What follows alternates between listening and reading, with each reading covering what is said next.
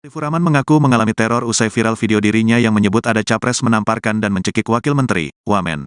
Saiful Rahman menyebut teror tersebut dilakukan oleh orang yang tidak dikenal atau anonim lewat pesan via nomor WhatsApp miliknya. Teror via WA saja, ancaman anonim saja, katanya saat dihubungi tribunnews.com, Rabu, tanggal 20 September tahun 2023. Dia mengungkapkan ancaman teror dari pelaku berupa meminta untuk menghapus video tersebut. Selain itu, sambungnya, pelaku juga menyinggung keselamatan istri dan anaknya. Namun, Saiful Rahman mengaku tidak ambil pusing terkait teror tersebut. Tapi ya biar saja, saya yakin era Jokowi ini tidak sama seperti era Soeharto, ujarnya. Kendati demikian, dia menegaskan baru akan melaporkan pelaku ke kepolisian jika teror yang dilakukan sudah membahayakan dirinya dan keluarga. Kalau belum membahayakan dirinya dan keluarga, nggak saya laporkan, jelas Saiful Rahman. Bahkan, Saiful Rahman tidak akan menghapus video tersebut meski memperoleh teror agar dihapus. Menurutnya, hal tersebut merupakan fakta sejarah. Saya nggak akan hapus karena itu fakta sejarah. Mungkin presiden kemarin bilang, setahu saya tidak ada. Tapi besok atau lusa, bisa berbeda, tukasnya. Diketahui, nama Saiful Rahman tengah menjadi perbincangan publik usai video dirinya mengatakan adanya capres yang mencekik dan menamparkan Wamen. Video tersebut diunggah di kanal YouTube Sewot TV dengan judul Saiful Rahman, ada capres nampar Wamen di ruang rapat pada Minggu, tanggal 17 September tahun 2023. Lantas, pernyataan Saiful Rahman itu dikutip oleh salah satu media online yang menyebut bahwa sosok capres yang menamparkan dan mencekik Wamen adalah Menteri Pertahanan, Menhan, sekaligus Baca Pres Koalisi Indonesia Maju, Kim Prabowo Subianto.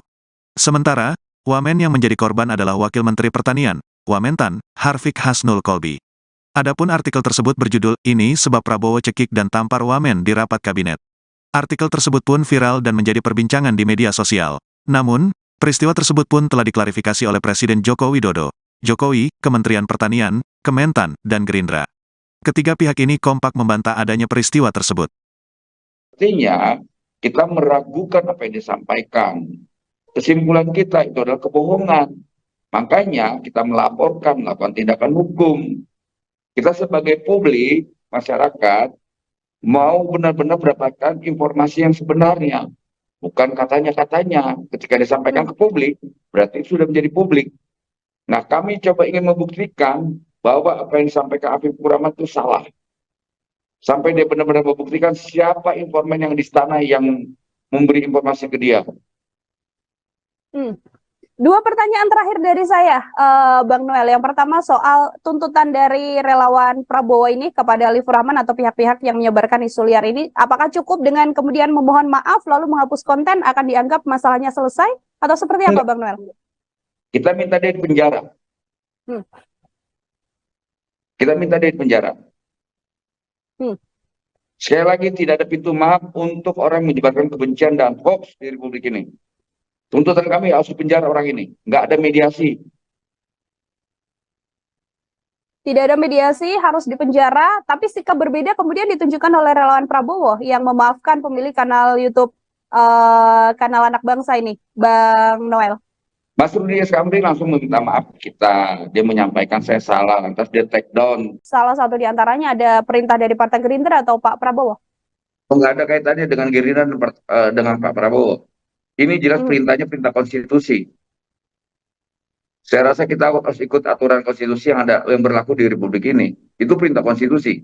Siapapun yang melakukan keonaran depan umum, itu wajib dilaporkan. Dan kita kan bukan seperti Orde Baru. Beda pandangan, pukul-pukulan, culik-culikan. Ini kan ada instrumen hukum, ya kita laporkan lah. Baik, Bang Noel. Abang, kebetulan kemarin saya juga sempat berbincang atau melakukan wawancara begitu ya dengan Saiful Rahman. Ini salah satu yang kemudian dilaporkan oleh Bang Noel ke Barreskrim Polri. Ada beberapa statement yang kemudian dikeluarkan oleh Saiful Rahman saat ini. Saya akan menyampaikan pada Abang dan kemudian bisa dikomentari Bang Noel. Di antaranya ini ketika saya konfirmasi, Bang Alif atau Saiful Rahman ini sendiri mengatakan bahwa sudah bertanya pada beberapa orang di kementerian, kemudian ada sosok informan yang kemudian aktif di kementerian yang menyampaikan informasi soal isu liar atau hoax capres menampar Wamen ini. Reaksi atau komentar Bang Noel seperti apa? Nah itu dia, pertama dia bilang ada menteri, kedua ada informan. Bayangkan istana bisa disusupi oleh sekelas YouTuber, sekelas Saiful Rahman. Artinya apa? Berarti istana sudah tidak steril.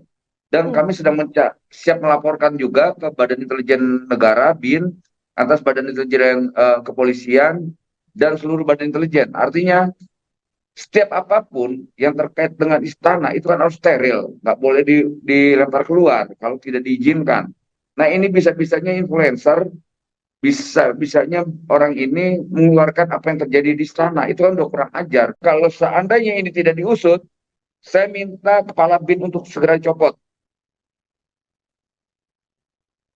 Oke, baik. Ada desakan dari Bang Noel untuk kemudian mengusut tuntas soal pelaporan atau statement yang disampaikan oleh Bukan mengusut Alifur tuntas Rahman? lagi, mengevaluasi Kepala Badan Intelijen Negara, Pak Budi Gunawan, karena istana tidak steril. Kenapa? Disusupi oleh agen dari yang namanya YouTuber.